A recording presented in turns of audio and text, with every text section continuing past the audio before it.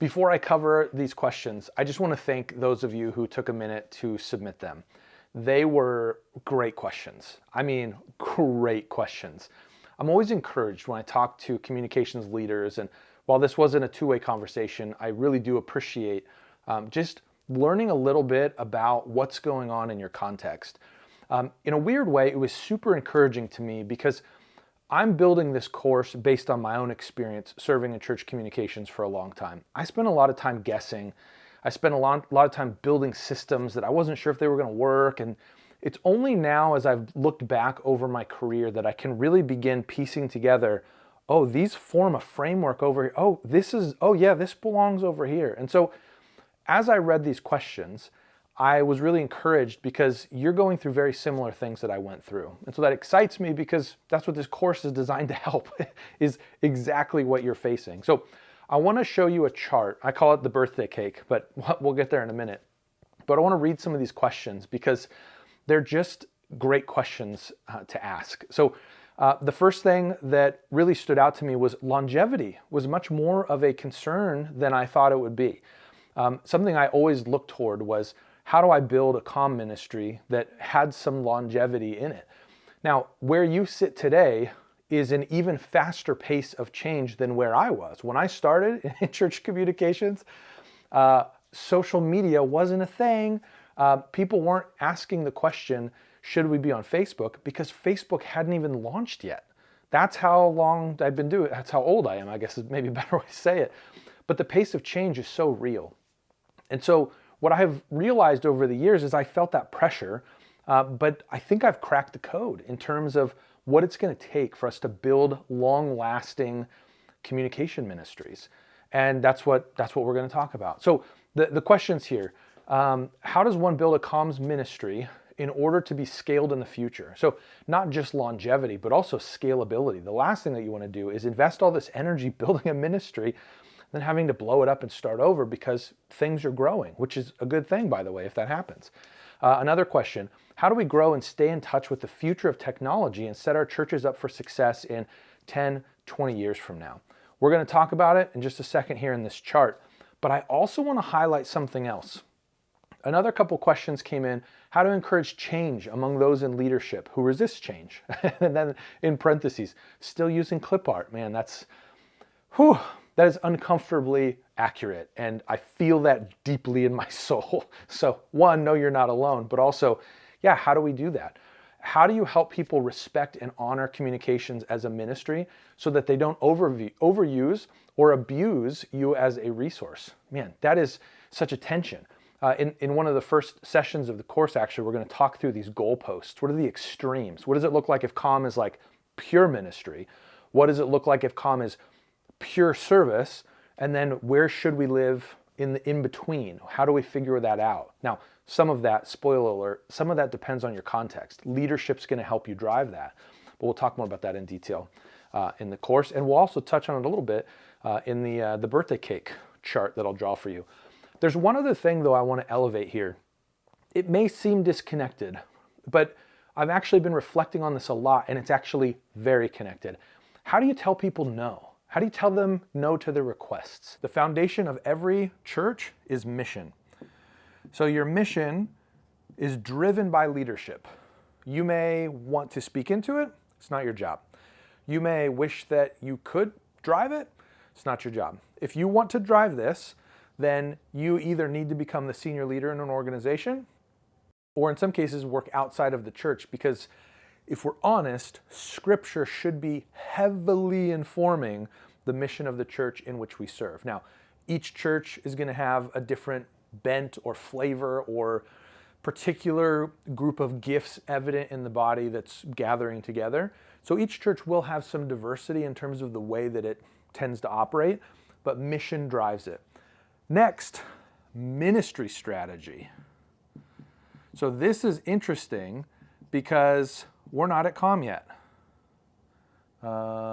Make sure I'm spelling these things right. Okay, so we have our mission, all church level, leadership drives it. We have our ministry strategy. This is driven by whoever is over each ministry. Student ministries, the student ministries person leads it. Kids ministry, the kids ministry person leads it. Now in smaller organizations, you may have one person that's defining the ministry strategy for all of the ministries. In a larger context, you may have departments that are defining these strategies. Doesn't matter, same thing happens. What this means, what does your ministry do in order to accomplish the mission? That's what we're doing here. Now we're starting to get into COM. And this is the beginning of where the class is covering. Now, there's a little bit more to it than just these things, but this is your COM strategy. Let's call it COM Strat. So the beginning of the course actually covers how do we discover an interface, because having an independent strategy isn't helpful. You'll notice that these things are resting on each other. That's really important to understand. And then after our COM strategy, we're going to have our systems. So what happens here is your systems are designed to support your COM strategy, which is designed to support the ministry strategy, which is designed to support the mission. So this is the way that everything that we create in COM should function. We are not the drivers of anything outside of our strategy and our systems. But what we create is designed to support these other things. Now, there's another tier up here. This is tactics, I believe. Yep, tactics. Let me go a little bit wider there. Tactics. Okay. One of the questions that came in was specifically about tactics. How important is social media? Which networks should we invest in? That is not a question that's answered in this course. However, because these two things are being focused on, you will be equipped to answer this question better than I can. And I think this is a part of the tension that I find often in churches. Right now, churches are having tactic conversations. Are you on TikTok? What are you doing on TikTok? What's working for you on TikTok? There's not a problem with having tactic conversations. The real problem, though, is that you shouldn't be on TikTok unless it supports the mission of the church. Unless the ministry strategy is to engage in tactics. Unless your COM strategy is to invest in tactics, and unless your systems can support you investing in TikTok. So what this looks like on a practical level, in terms of longevity, a new thing comes out. We'll use Threads as an example, just because it's a fairly recent new contender in the social media space. Should we be on Threads? Does Threads help us accomplish the mission of the church? Is Threads in line with the way that our ministry teams are hoping or trying to accomplish the mission of the church? Is Threads currently a part of our communication strategy? Do we have the systems to support and execute with regards to Threads?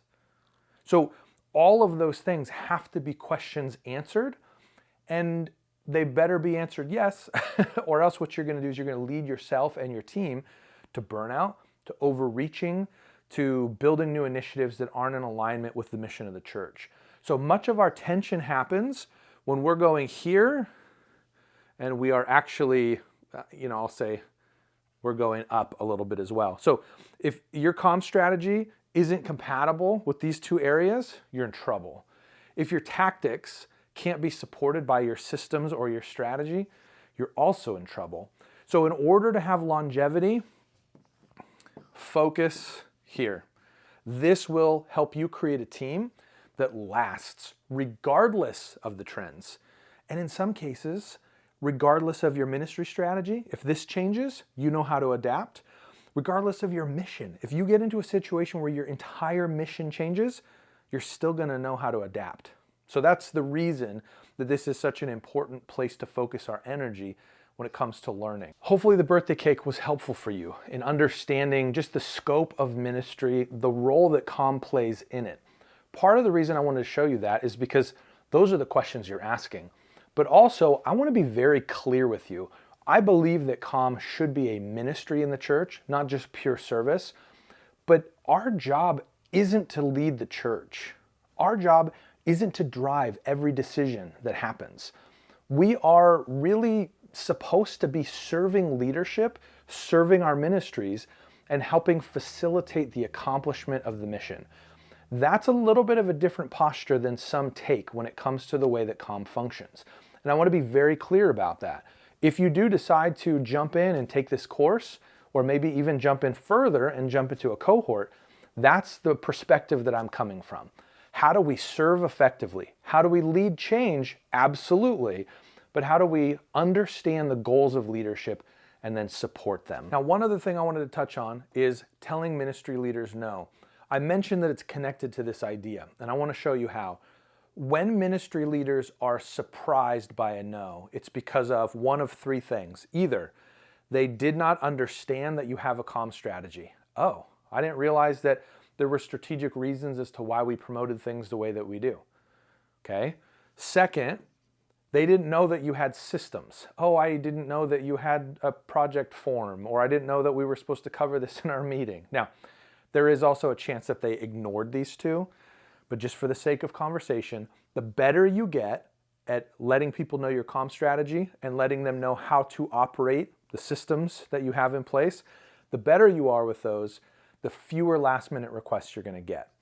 Now, if you get a last-minute request, which even if you're masterful at this, you will still get them from time to time, I want to tell you something that completely revolutionized the way that ministry leaders viewed our team. The best way that I've learned to say no is to not say no at all.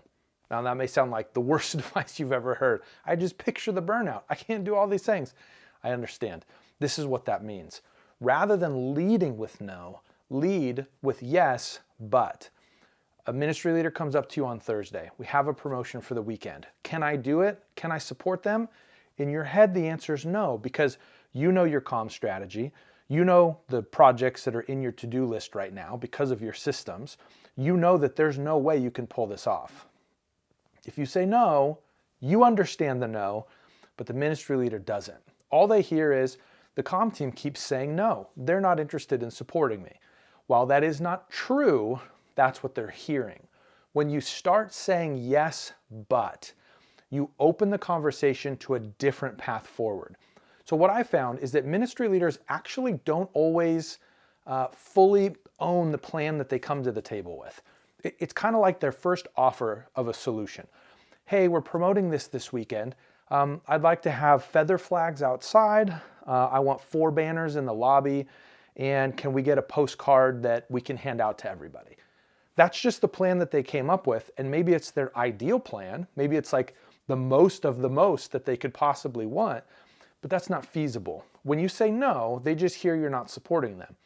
What yes, but does is it lets you say, yes, I can totally figure out a way to support you, but we're not going to be able to accomplish the plan that you just suggested.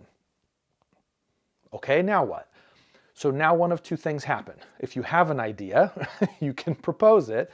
If not, you can invite a conversation. My recommendation, have a last-minute plan.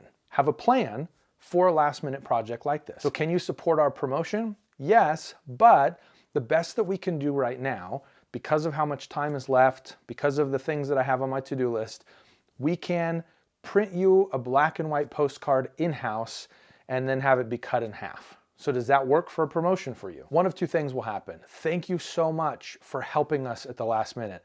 I'm so sorry that this escaped our attention. Leadership made a last-minute decision, which then dominoed and impacted us. So the fact that we can still get something out there is incredible. Thank you. Let me know when you've printed the files. I'll pick them up and cut them. You don't have to worry about anything beyond that. So that's scenario one. Scenario two will be, ooh, you know what? This is a really big launch for us, and we really want to make sure that it goes well. So if we can't get all of those things done, when can we get them done? Now all of a sudden, it's a timeline conversation.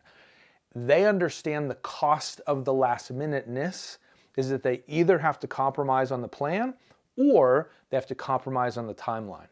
But either way, you have invited this conversation in because you started with a yes rather than a no. Changing this response completely transformed the way that other ministries saw us, and over time, it actually changed the reputation of our communications ministry as a whole. We went from a team that was antagonistic and didn't help in the last minute to a team that was really bought in, and everybody wanted to participate with us because they felt like we would support them. Here's the funny thing. Literally nothing changed on the inside. It was just the way that we were interfacing with others.